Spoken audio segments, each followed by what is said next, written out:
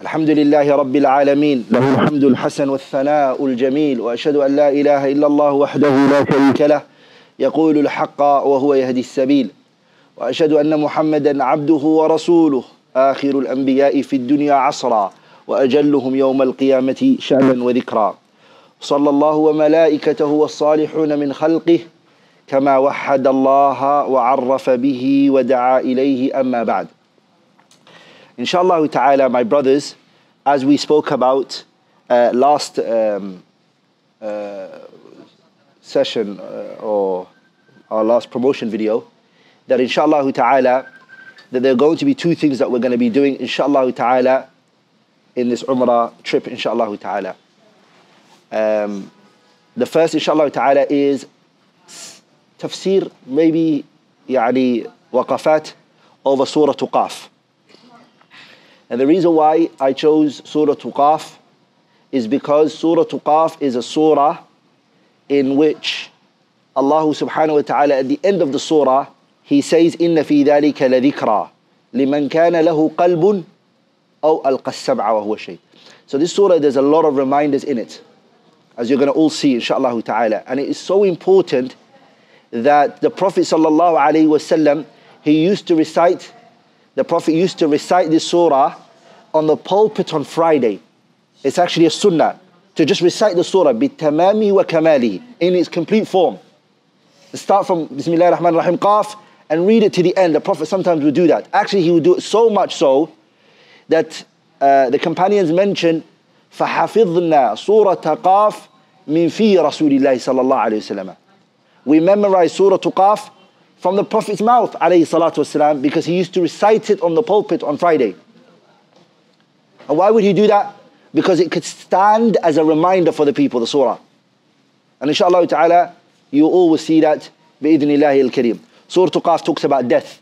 It talks about the concept of your tongue. وَلَقَدْ خَلَقْنَا الْإِنسَانَ وَنَعْلَمُ مَا تُوَسْوِسُ بِهِ نَفْسُهُ وَنَحْنُ أَقْرَبُ إِلَيْهِ مِنْ حَبْلِ الْوَرِيدِ إِذْ يَتَلَقَّى الْمُتَلَقِّيَانِ عَنِ الْيَمِينِ وَعَنِ الشِّمَالِ قَعِيدٌ مَا يَلْفِظُ مِنْ قَوْلٍ إِلَّا لَدَيْهِ رَقِيبٌ عَتِيدٌ. And that's a lesson we need, the tongue, and how to preserve our tongue and protect it. It talks about death and how people try to avoid. وَجَاءَتْ سَكْرَةُ الْمَوْتِ بِالْحَقِّ ذَلِكَ مَا كُنْتَ مِنْهُ تَحِيدٌ. It's something you should avoid. It talks about death and how you should prepare for that inevitable moment that's going to come in your life. So Surah Qaf, it talks about Allah's creation and how He created the samawat and the ard and the lessons that are in it. And how if somebody ponders over that, it will bring them to Allah subhanahu wa ta'ala and acknowledging Him. And Surah Qaf is very unique in the way that it talks about all of that. And the great student of Shaykh al-Islam Ibn Taymiyyah, Ibn al-Qayyim, rahimahullah, which Al-Imam Ibn Hajar, rahimahullah, said, if Ibn Taymiyyah did not have any other virtue except the fact that he produced Ibn al-Qayyim, لَكَفَى بِهِ شَرَفًا. That would be enough as an honor for Ibn Taymiyyah that he produced somebody like Ibn al-Qayyim. And he says that in his kitab, or his taqreed of the kitab, Al-Radd al-Wafir, that Nasiruddin al-Dimashqi rahimahullah wrote. So what is it that Ibn al-Qayyim did? He's got a kitab called Al-Fawaid, Ibn al-Qayyim, trying to extract benefits. And guess what he did? The first benefit that he brought in that book is Surah Qaf. And the scholars understood that, inshallah ta'ala. And even the Sahabas, my brothers and sisters, when they would categorize the Quran, they separated Surah Qaf from the rest of the Quran. How so? As you all know, the Sahabas, they were very connected to the Quran, sah? The Quran was their companion. So what they did was, they would read 3 surahs, 5 surahs, 7 surahs.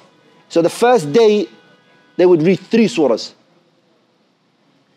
separating Surah Al-Fatiha from it. So it would be Surah Al-Baqarah, Surah Al Imran, hey, come on, and Surah Al-Nisa. What's the surah after Surah Al-Nisa? Ma'idah. So they stop. So they start from Surah Al-Baqarah. If you add Fatiha in there, it might be 4, but Fatiha is always the opening surah. So it's Baqarah, Al Imran, and Surah Al-Nisa. That's 3 surahs. That's the first day what they would read. The next day they would start from Surah Al-Ma'idah, and they would take it to Surah Yunus, which is 5 surahs. Are we all together? And then the next day after, from Surah Yunus, they would take it to Surah Isra, which is 7 surahs. And they would go like that. From Surah to Isra to Surah to Shu'ara. From Surah to Shu'ara ila Surah to Safat Safa. Surah to Safat. From Surah to Safat to Surah to Qaf, which is the sixth day. The seventh day would be from Surah to Qaf ila Surah to Nas. This is what they called Hizbul Mufassal. Hatta if you look at the Prophet's prayers, Shaykh al-Nasir rahimahullah, Shaykh al-Albani rahimahullah, rahmat al-wasi' has a kitab called Aslu Sifat Salat al-Nabi, which is 3 volumes. It's the biggest Sifat Salat al-Nabi Shaykh al-Albani wrote or authored. It's bigger than the normal Sifat Salat al-Nabi that the people know. Shaykh al-Albani, as you know, he wrote 3 Sifat Salat al-Nabi, 3 layers. He wrote one called Talkhis Sifat Salat al-Nabi, and then he wrote Sifat Salat al-Nabi. The middle one is the common one everybody knows about, but it's the one that's translated in English. There's actually a 3-volume one where Shaykh Albani goes into the evidences and the proofs and the arguments. If you read that book and you go to the chapter ما كان النبي صلى الله عليه وسلم يقرأ في الصلوات, what the Prophet used to recite in the salawat, you will realize that the majority of his surahs that he would choose would be part of the Hizbul Mufassal. Yani from Surah to Qaf ila Surah to Nas. Majority of the Prophet's prayers rotated around those surahs. Are we all together? So that's why even if you've never memorized the Quran, I say to people, akhi, focus on at least Hizbul Mufassal. And I actually say, honestly, this is my personal opinion. Others who are, inshallah ta'ala, huffaz might disagree. Like the most hardest parts of the Quran, haqiqatan, is what? Hizbul Mufassal. It's actually not the top parts. Are we all together, brothers? It's actually from Surah to Qaf ila Surah to Nas. This is the most. Before I start, inshallah ta'ala, Surah to Qaf, maybe I might not do it today. I just need to talk about, my brothers and sisters, the Quran. The Quran, what is it? What's this book? My brothers and sisters, every prophet that came, he came with miracles for his people to believe in him. Every Nabi. Every prophet came with something for his people to follow him. Musa came with فَأَلْقَى عَصَاهُ فَإِذَا هِيَ ثُعْبَانٌ مُبِينٌ وَنَزَعَ يَدَهُ فَإِذَا هِيَ بَيْضَاءٌ لِلنَّاظِرِينَ. That's Musa alayhi stick and his hand, miracle for the people to follow him. Nabiullah Isa came with what? With the permission of Allah, giving life to those who were dead with the permission of Allah. And other miracles he came with. جاء النبيون بالآيات فانصرمت وجئتنا بحكيم غير منصرم آيات كلما طال المدى جدد يبينهن جمال العتق والقدم. Every prophet came with a miracle for his people to believe in him, and when that prophet died, that miracle died with him and went with him. But Nabiullah Muhammad came with a miracle, it didn't end with him. And that miracle is what? The Quran. And if you look at the way Allah talks about the Quran, in the Quran, you'll be baffled. Look what Allah said to the Prophet. He said, وَلَئِنْ شِئْنَا لَنَذْهَبَنَّ بِالَّذِي أَوْحَيْنَا إِلَيْكَ ثُمَّ لَا تَجِدُ لَكَ عَلَيْنَا بِهِ وَكِيلًا إِلَّا رَحْمَةً مِّن رَبِّكَ إِنَّ فَضْلَهُ كَانَ عَلَيْكَ كَبِيرًا قُلْ لَئِنِ اجْتَمَعَتِ الْإِنسُ وَالْجِنُّ عَلَى أَن يَأْتُوا بِمِثْلِ هَذَا الْقُرْآنِ لَا يَأْتُونَ بِمِثْلِهِ وَلَوْ كَانَ بَعْضُهُمْ لِبَعْضٍ ظَهِيرًا. If you ponder and contemplate here, you'll be mind-boggled. Allah says, وَلَئِنْ شِئْنَا Nabiullah Muhammad, if we willed, Allah said, if I wanted to. As you know, Allah speaks as plural, but it's called the we of royalty. وَلَئِنْ شِئْنَا, if we willed, Allah said, if I wanted, يعني me.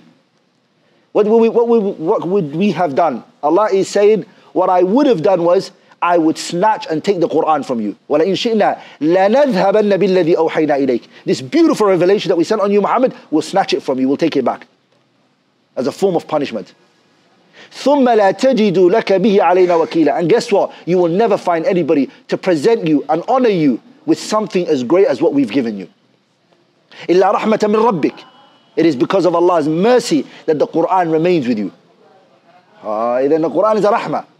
إِلَّا رَحْمَةً مِّن رَبِّكَ إِنَّ فَضْلَهُ كَانَ عَلَيْكَ كَبِيرًا. Allah's honor and blessing upon you is immense. It's big. Then right after that Allah says, قُلْ لَئِنِ اجْتَمَعَتِ الْإِنسُ وَالْجِنُّ. If the jinn and the ins come together, عَلَى أَن يَأْتُوا بِمِثْلِ هَذَا الْقُرْآنِ, to come with the likes of this Quran, لَا يَأْتُونَ بِمِثْلِهِ, they will never come with its like, وَلَوْ كَانَ بَعْضُهُمْ لِبَعْضٍ ظَهِيرًا, even if they aid one another and support one another. We're talking about since the time Allah created the creation, from the children of Adam, Nabillahi Adam alayhi salam, and the first jinn come together and try to come with the likes of this Quran, they can never come with it. In another place, Allah Tabarak wa Ta'ala, He says, يا أيها الناس اعبدوا ربكم الذي خلقكم والذين من قبلكم لعلكم تتقون الذي جعل لكم الأرض فراشا والسماء بناء وأنزل من السماء ماء فأخرج به من الثمرات رزقا لكم فلا تجعلوا لله أندادا وأنتم تعلمون وإن كنتم في ريب مما نزلنا على عبدنا فأتوا بسورة من مثله وادعوا شهداءكم من دون الله إن كنتم صادقين فإن لم تفعلوا ولن تفعلوا فاتقوا النار التي وقودها الناس والحجارة أعدت للكافرين. If you have doubt of this book, then come with something like it. And guess what? You won't be able to come with something like it.Hy is it something you can never come with the likes of it? Because it's the words of Allah subhanahu wa ta'ala. وَإِنْ أَحَدٌ مِّنَ الْمُشْرِكِينَ اسْتَجَارَكَ فَأَجِرْهُ حَتَّى يَسْمَعَ كَلَامَ اللَّهِ ثُمَّ أَبْلِغْهُ مَأْمَنَهُ ذَلِكَ بِأَنَّهُمْ قَوْمٌ لَا يَعْلَمُونَ. Allah says, well, if the disbelievers ask you to give them a shelter, then give it to them so that they hear the words of Allah tabaraka wa ta'ala. It's actually a revelation sent from Allah. إِنَّهُ لَتَنْزِيلُ رَبِّ الْعَالَمِينَ نزل به الروح الأمين على قلبك لتكون من المنذرين بلسان عربي مبين. So the Quran is a revelation from Allah, my brothers and sisters. It is something Allah honored Nabi Muhammad. وَإِنَّهُ لَذِكْرٌ لَكَ أي شرف لك ولقومك. The Quran is a what? It's an honor for you and your people. It's an honor, sharaf. وَإِنَّهُ لَذِكْرٌ قتادة بن دعامة السدوسي, Mujahid ibn Jabr, Abu al-Aliyah, حتى اختيار ibn Jarir al-Tabari is what? That it means وَإِنَّهُ أي شرف لك. It's an honor for you. The Quran is an honor. Allah even went as far as to say, لو أنزلنا هذا القرآن على جبل لرأيته خاشعا متصدعا من خشية الله. If this Quran was to come down on a mountain, the mountain will crumble. Why? Because the mountain understands what is the words of Allah Tabarak wa Ta'ala. Because the Quran tells us, وَإِن مِّن شَيْءٍ إِلَّا يُسَبِّحُ بِحَمْدِهِ وَلَكِنْ لَا تَفْقَهُونَ تَسْبِحَهُمْ. Everything around us honors Allah. It knows its creator. We're the ones that are heedless. We're the ones that are heedless. So my brothers and sisters, this Quran, this book that we have, it's something that can give us life. If you want to live a good life, it is through this book that you get a good life. Allah says to the Prophet, وَكَذَلِكَ أَوْحَيْنَا إِلَيْكَ رُوحًا مِّنْ أَمْرِنَا مَا كُنْتَ تَدْرِي مَا الْكِتَابُ وَلَا الْإِيمَانُ وَلَكِنْ جَعَلْنَاهُ نُورًا نَهْدِي بِهِ مَن نَّشَاءُ مِنْ عِبَادِنَا وَإِنَّكَ لَتَهْدِي إِلَى صِرَاطٍ مُسْتَقِيمٍ. وَكَذَلِكَ أَوْحَيْنَا إِلَيْكَ رُوحًا مِّنْ أَمْرِنَا. We gave you life, Muhammad. Ruh. Something that will give you life. Meaning the Quran. And then if you're looking for a life, if you want to live a pleasant life, it's through this Quran. And if you turn away from it, وَمَنْ أَعْرَضَ عَنْ ذِكْرِي. Some of the Mufassirin, what did they say? وَمَنْ أَعْرَضَ عَنْ ذِكْرِي. What did they say? Al-Quran.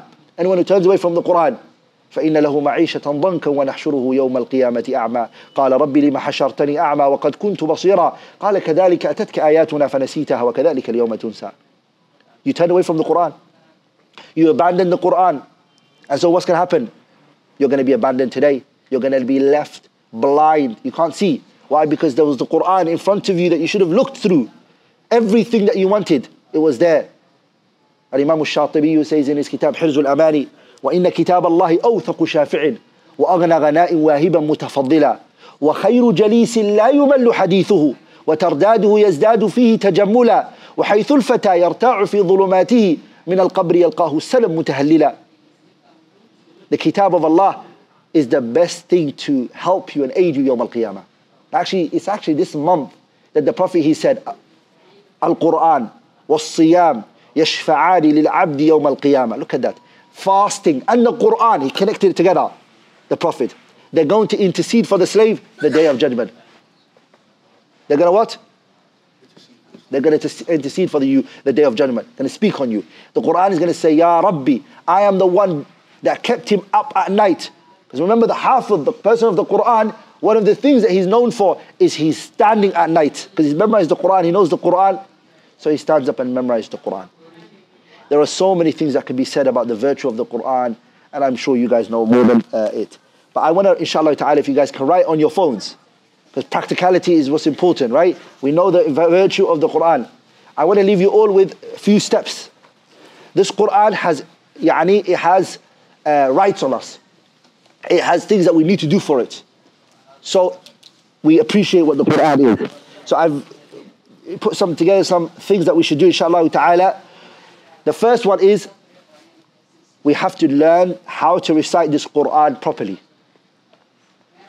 Yani learn, the first thing is, and the first thing that we should come with is أن نتلوه حق تلاوته. That's the first thing. And أن نتلوه, that we recite it the way that it deserves to be recited. The Quran. Sah. And that's something Allah Tabarak wa Ta'ala instructs and commands the Prophet Sallallahu Alaihi Wasallam. He says to him, أُتْلُ مَا أُوحِيَ إِلَيْكَ مِنَ الْكِتَابِ. أما أُتْلُ مَا أُوحِيَ إِلَيْكَ مِنَ الْكِتَابِ وَأَقِمِ الصَّلَاةِ. In another place Allah says, وَاتْلُ مَا أُوحِيَ إِلَيْكَ مِنْ كِتَابِ رَبِّكَ لَا مُبَدِّلَ لِكَلِمَاتِهِ وَلَن تَجِدَ مِنْ دُونِهِ مُلْتَحَدًا.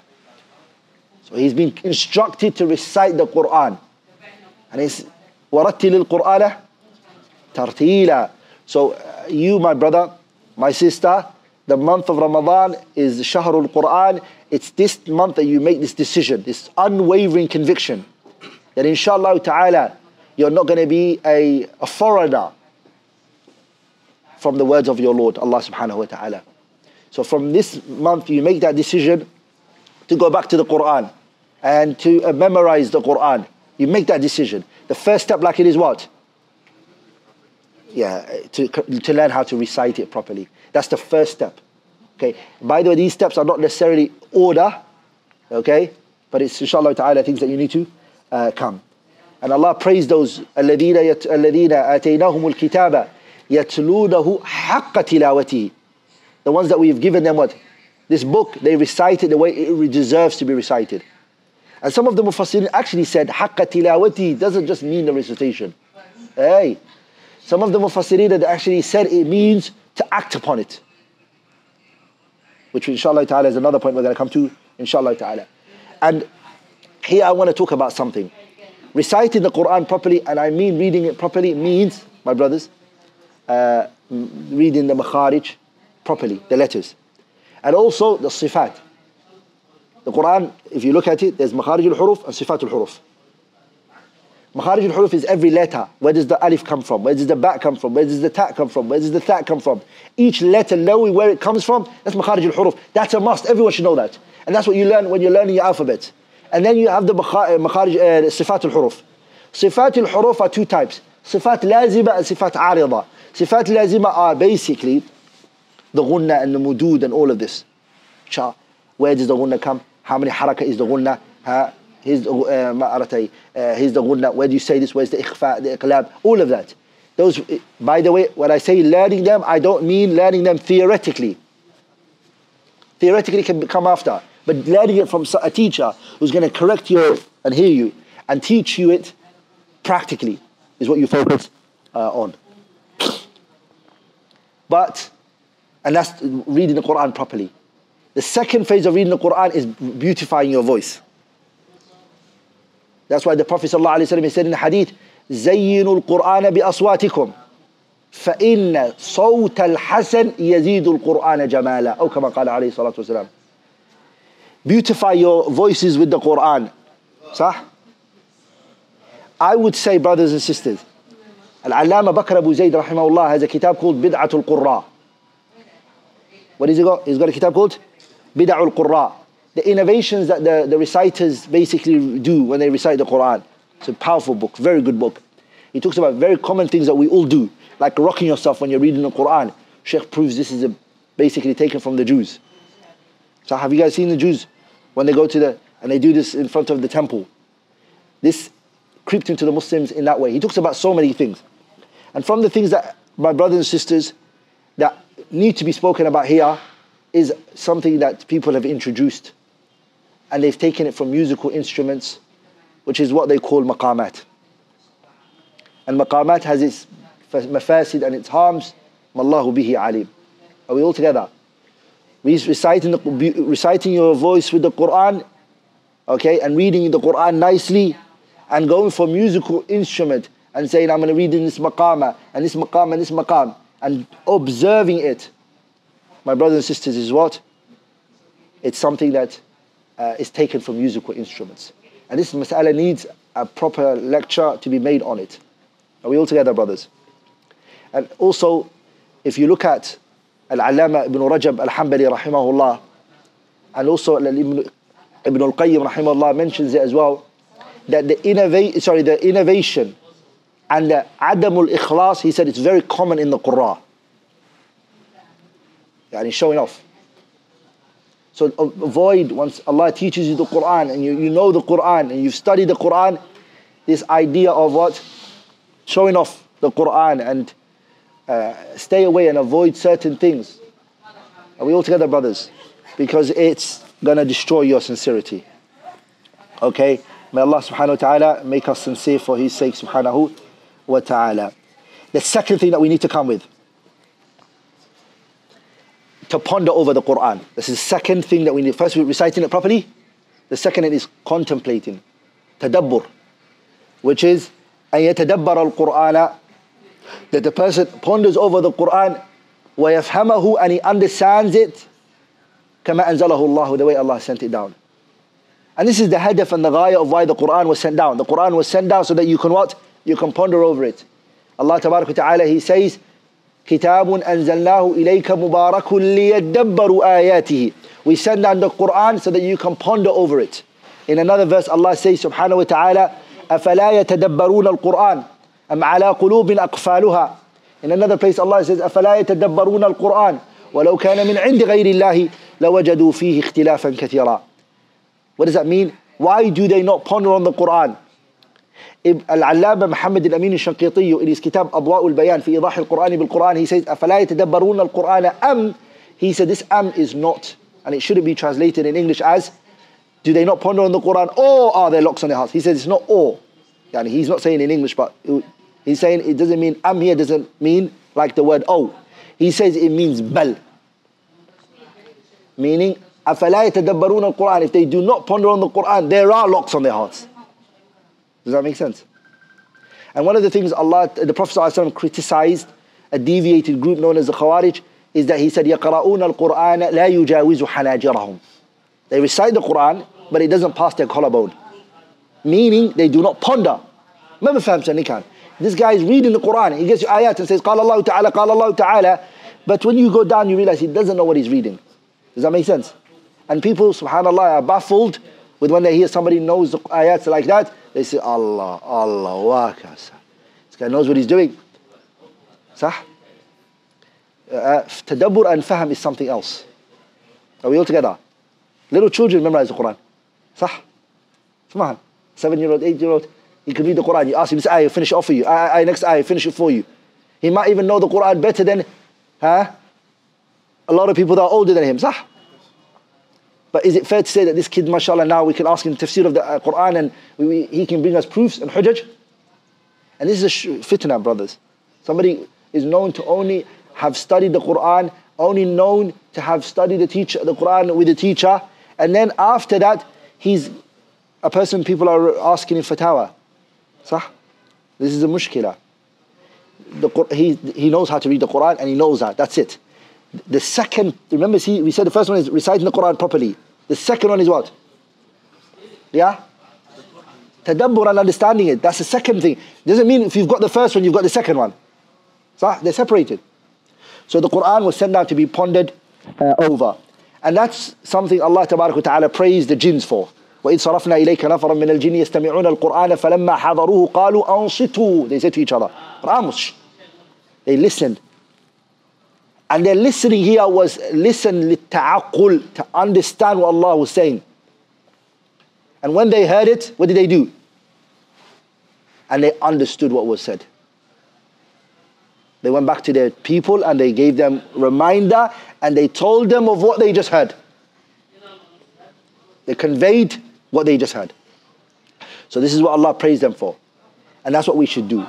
The Day of Judgment, you're going to regret it if you do not ponder on the Quran. Allah Tabarak Ta'ala, He says that they say, وَقَالُوا لَوْ كُنَّا نَسْمَعُ أَوْ نَعْقِلُ أَيْ نَتَدَبَّرُ مَا كُنَّا فِي أَصْحَابِ السَّعِيرِ فَاعْتَرَفُوا بِذَنبِهِمْ فَسُحْقًا لِأَصْحَابِ السَّعِيرِ.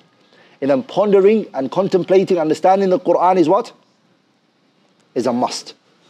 That's why the Quran was sent down. وَلِذَلِكَ, if it's happened that you did not get the opportunity to memorize the Quran, do not miss the opportunity of what? Understanding it. Sah, my brothers. The third, inshallah ta'ala, haq that inshallah ta'ala we need to come with as well.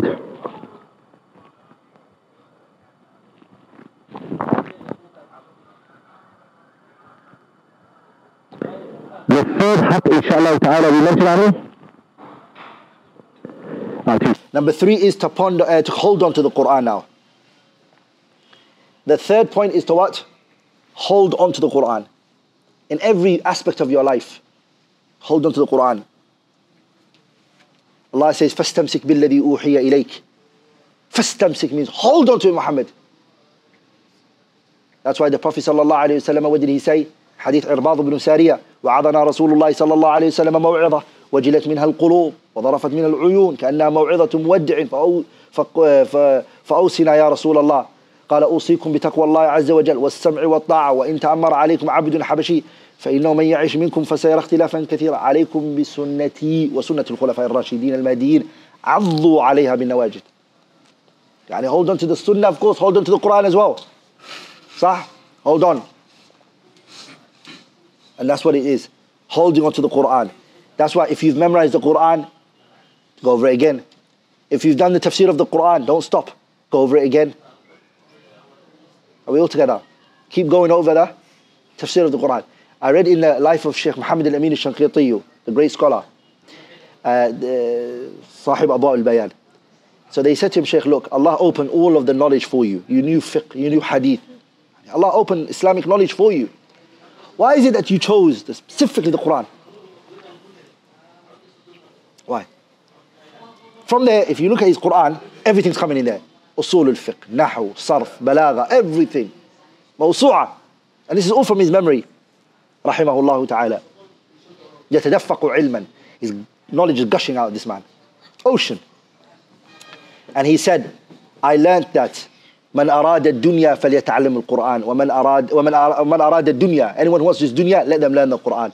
ومن أراد الآخرة, let the person who wants the akhirah فليتعلم القرآن, learn the Quran. ومن أرادهما, and anyone who wants both of them, learn the Quran. That's what I learned. You want this dunya and then you want to live a good life in this dunya? You want to live a good life in the akhirah? The Quran. If you want both of them, the Quran. Allah raises subhanahu wa ta'ala the people of the Quran. In the hadith of the Prophet sallallahu alayhi wa sallam, إِنَّ اللَّهَ يَرْفَعُ بِهَذَا الْقُرْآنِ أَقْوَامًا وَيَضَعُ بِهَا آخَرِينَ. Allah raises subhanahu wa ta'ala. So holding on to the Quran, holding on to its wording and its meaning and all of that. The fourth, inshallah ta'ala, is the Quran is a trade. It's a trading that we're doing with Allah. Naam. It's a what? Tijara ma'allahi azza wa jalla. To do it with Allah. Allah says, إِنَّ الَّذِينَ يَتْلُونَ كِتَابَ اللَّهِ وَأَقَامُوا الصَّلَاةِ وَأَنفَقُوا مِمَّا رَزَقْنَاهُمْ سِرًّا وَعَلَانِيَةً يَرْجُونَ تِجَارَةً لَن تَبُورَ. The first thing Allah mentioned, إِنَّ الَّذِينَ يَتْلُونَ كِتَابَ اللَّهِ وَأَقَامُوا الصَّلَاةَ وَأَنفَقُوا مِمَّا رَزَقْنَاهُمْ سِرًّا وَعَلَانِيَةً يَرْجُونَ تِجَارَةً لَن تَبُورَ لِيُوَفِّيَهُمْ أُجُورَهُم وَيَزِيدَهُم مِّن فَضْلِهِ. So they're trading. Tijara ma'allah. Look at this, brothers. If today you were doing business with somebody in the world and it was like a big man you're doing a business with, the biggest, richest man, him and you are in business, and this man is known to have a record of what? Yani the turnovers and what you get, the net profit and all of that, something else. Actually, if people invest in a big company that they know the risks are very low, what do? They're happy, they love it. صح? وَلِلَّهِ الْمَثَلُ الْأَعْلَى. There's nothing we can compare Allah to. Wallahi, there's nothing we can. Like in min babi taqreeb al-mafahim, just to get the understanding closer. Are we all together? Imagine trading with Allah subhanahu wa ta'ala. Allahu Akbar. So the Quran is a trade. It's a tijara ma'allahi azza wa jalla.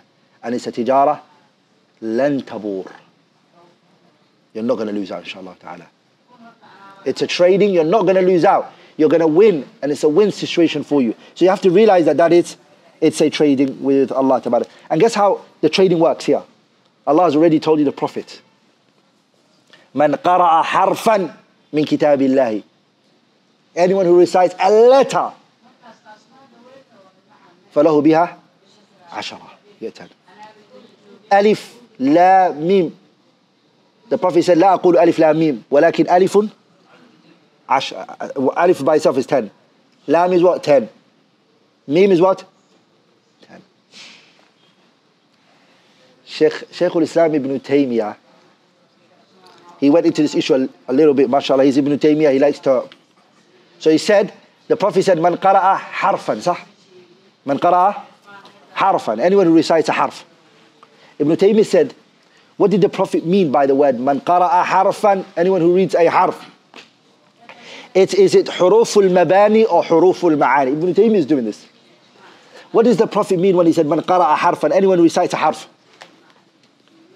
Is the harf here meant by huruful ma'ani or huruful mabani? What does that mean?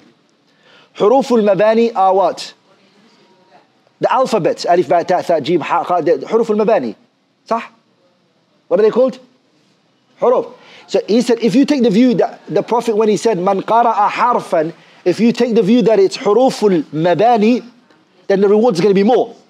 That means when somebody reads thumma, they get 20. Sah? Because ta and mim is there, right? Unless we look at the shadda in there and we take a letter, if we make it 3 letters, are we all together? The person, every letter he gets a reward for it. If we say the qawl, it's huruful mabani. Shaykh al-Islam Taymiyyah said, like for me, it's min huruful ma'ani. Meaning, alif lam mim, because each of those letters is separate from the other. That's why the Prophet gave the example in this, he said. But he said, alam is 10. Alam is 10. It's not 30. Because alam means something. Are we all together? Versus alif lam mim are 3 separate letters. Are we all together, brothers? So a great sheikh here, who's in this country, Sheikh Abdul Karim al-Khudayr, he mentioned that he asked Sheikh Ibn Baz.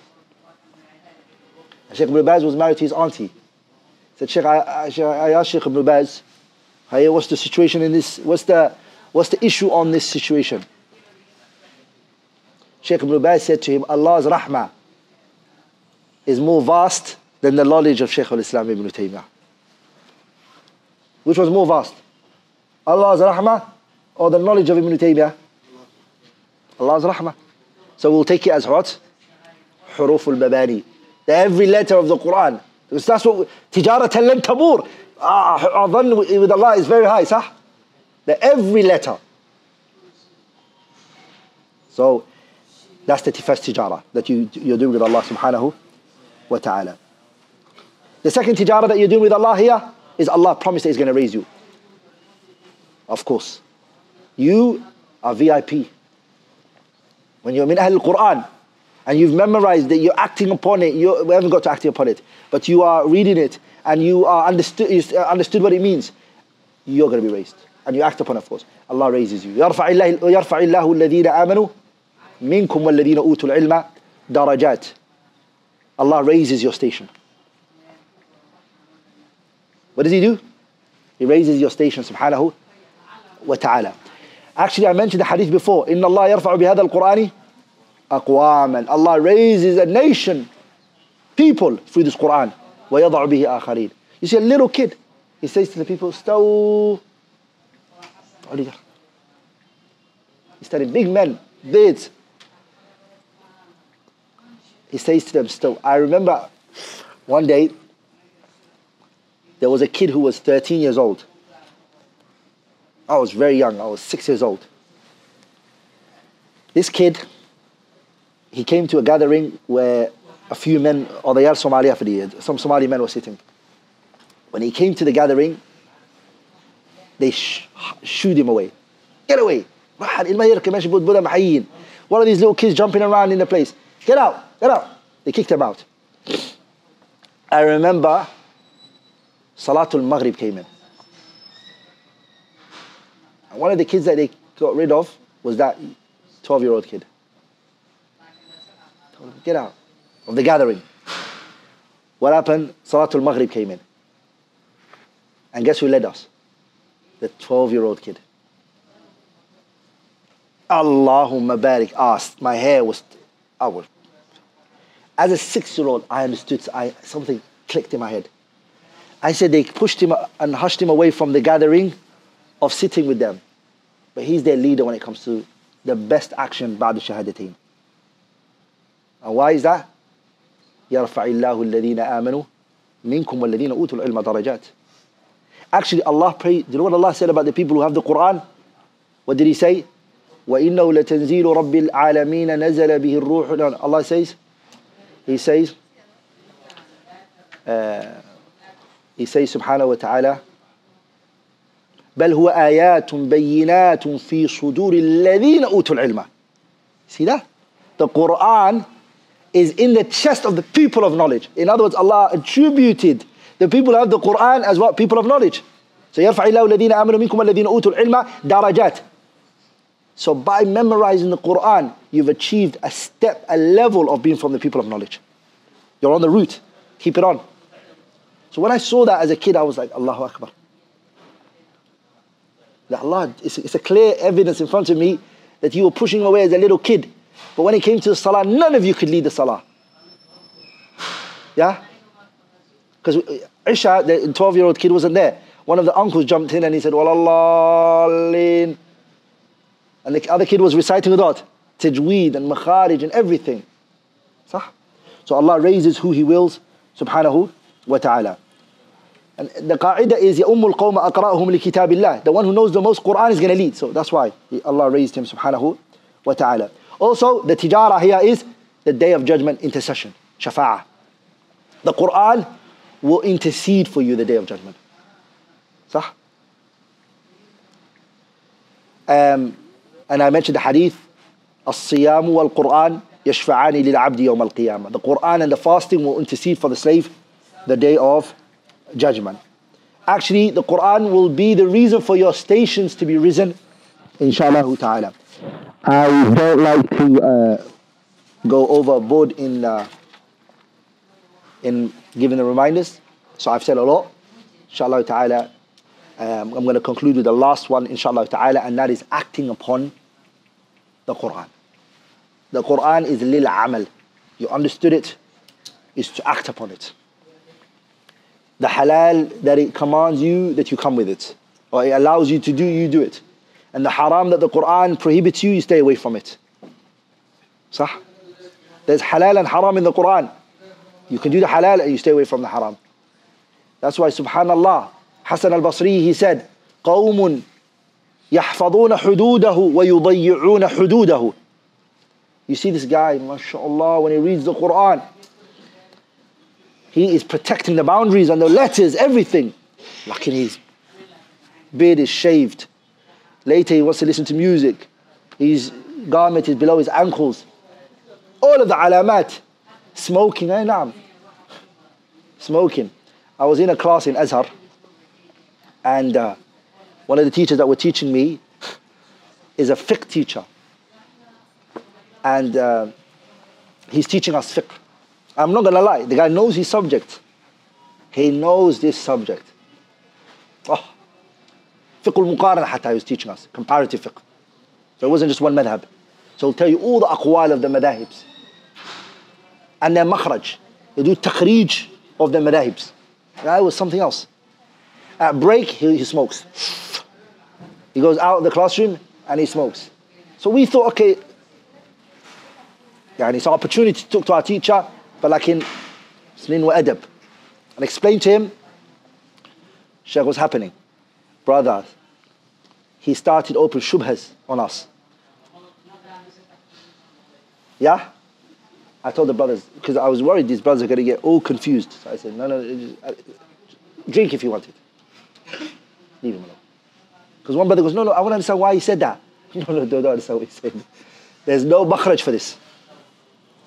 So this man, he knows his subject academically because he gets paid. This is his salary. But is there amal of what he's... No. So this is a problem. I actually went to one sheikh, I don't want to say his name, to read hadith on him. When I came to his maktab, the sheikh told me, or the fariq of the sheikh, they told me they did not pray dhuhr, asr and maghrib. I said, inshallah, barakallah fi salam alaykum. Ajib, right? So then I realized, subhanallah, how important, wallahi, it is Wallahi, how important it is that you do not have information and you have knowledge. Wallahi, something else. A lot of people have information. They gathered a lot of information, but they do not have what the knowledge is calling to. They don't have samtul ulama. And where does this problem come from? If you do not take knowledge from its people. If you take knowledge from online, you take knowledge only from books, and you don't sit with the people of knowledge, this is what it produces. Sah?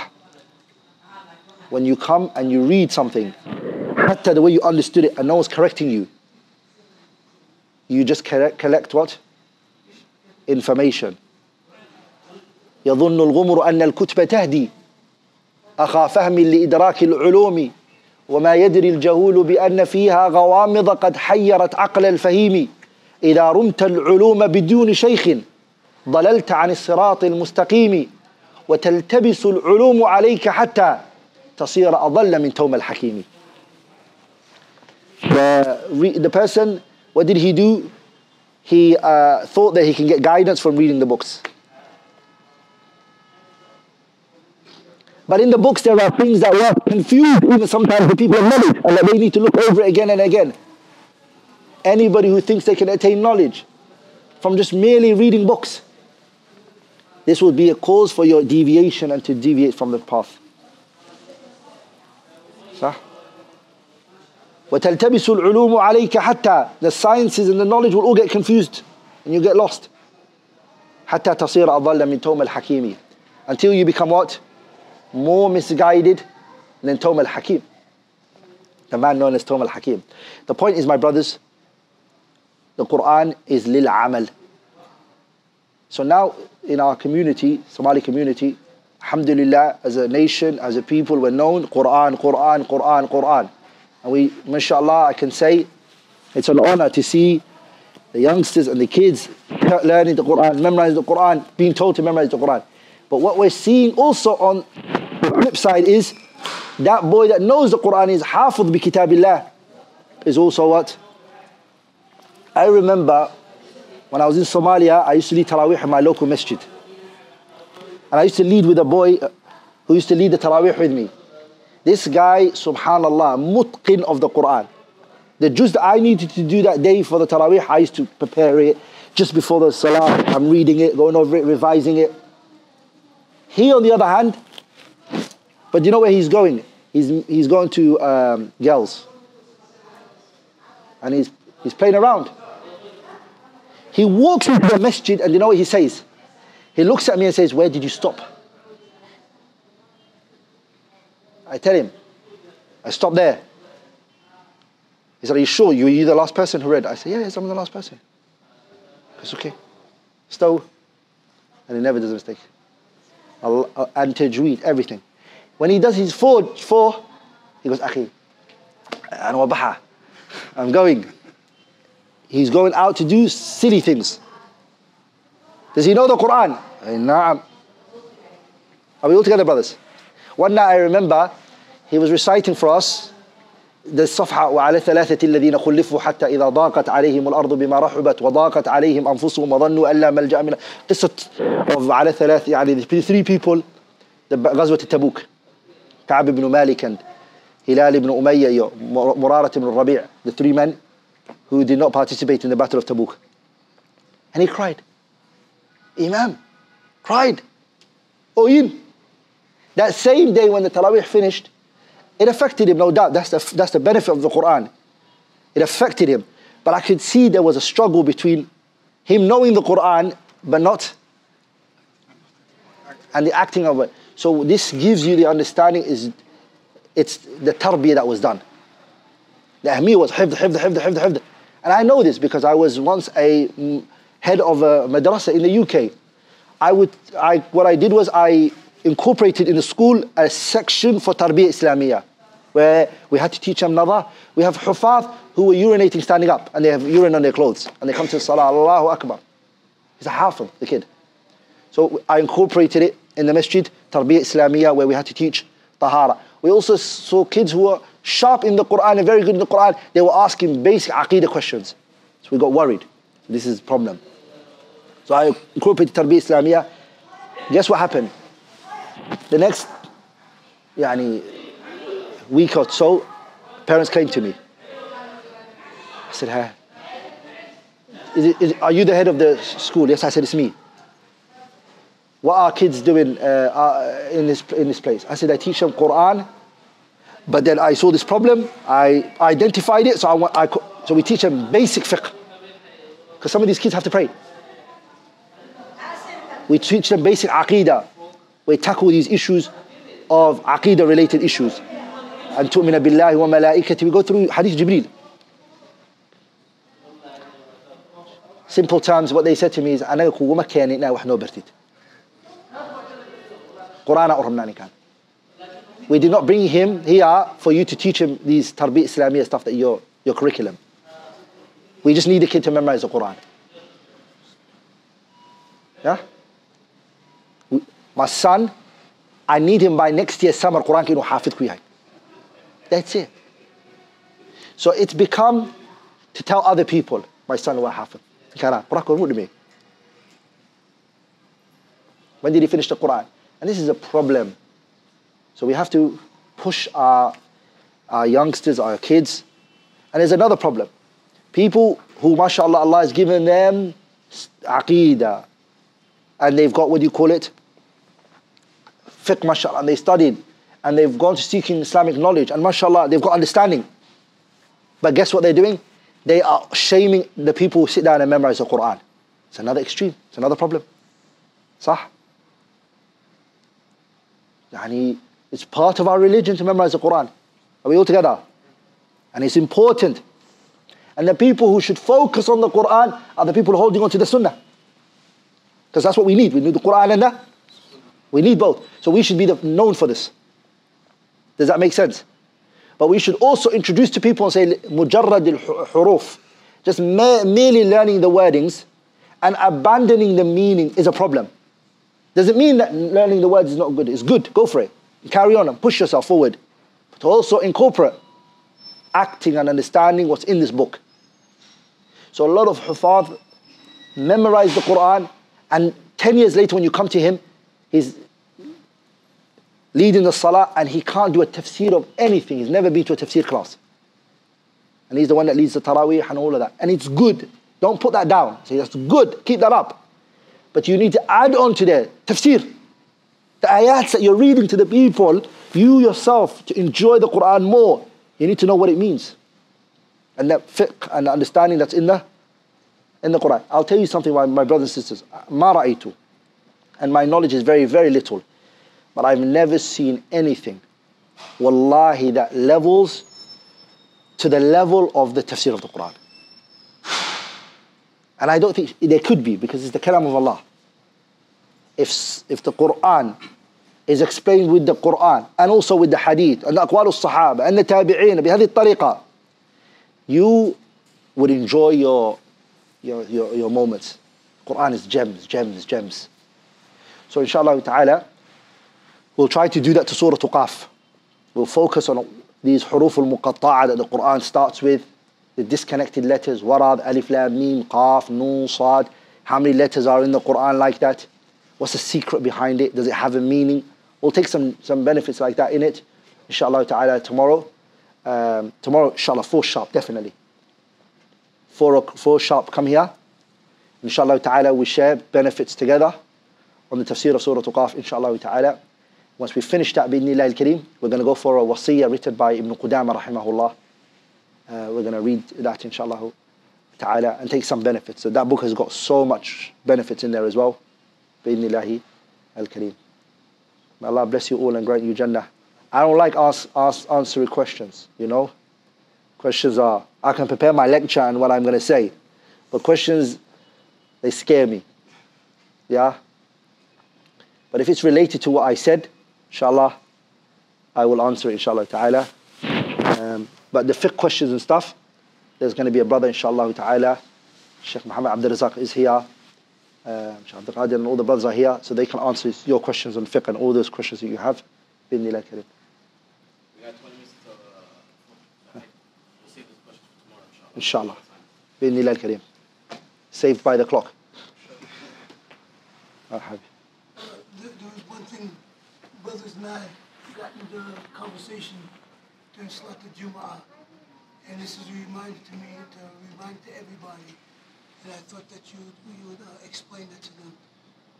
Some people think that on Yom Jum'ah, because we're travelers, we can combine Salat al-Jum'ah with Salat al-Asr. Oh. And I told them, I said, no, you can only combine Salat al-Duhur with Salat al-Asr. Salat al-Jum'ah has a whole different ahkam. So could you explain that and remind that to the people?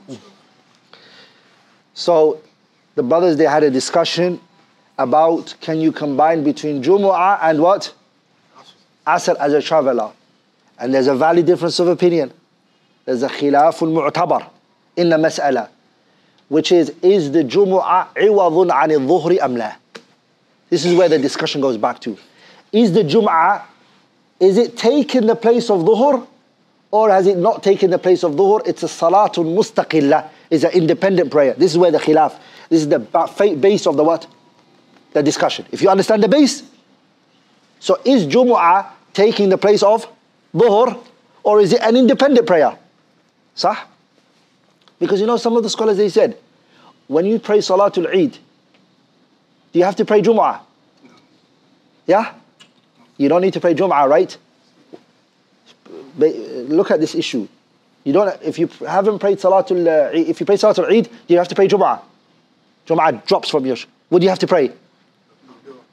So then these scholars, they said, this is evidence that Jumu'ah is iwadun ani al-dhuhr. That Jumu'ah takes the place of dhuhr. And dhuhr takes the... If that's the case, you can do what you can do for dhuhr and asr, the same way you can do Jumu'ah and I might be on the opposites of your... I believe you can combine Jumu'ah and what? And asr. Because it's what? Iwad, it's taking its place. But I also understand giants, like Shaykh Ibn Baz and other great scholars, have taken the opinion that it's not allowed because of the fact that it's what? Jumu'ah is, it's an independent prayer. It's got nothing to do with dhuhr, so you cannot combine between that. So inshallah ta'ala, look into the issue and revise. Inshallah, Muhammad Razak inshallah ta'ala is going to shed light on it for us. So inshallah ta'ala, the issue is on his neck inshallah, whatever fatwa he gives us. Barakallahu feekum. But Shaykh Muhammad Abdul Razak would be better to shed light inshallah ta'ala for us on this issue. بارك الله فيكم وجزاكم الله خيرا سبحانك اللهم وبحمدك أشهد أن لا إله إلا أنت أستغفرك وأتوب إليك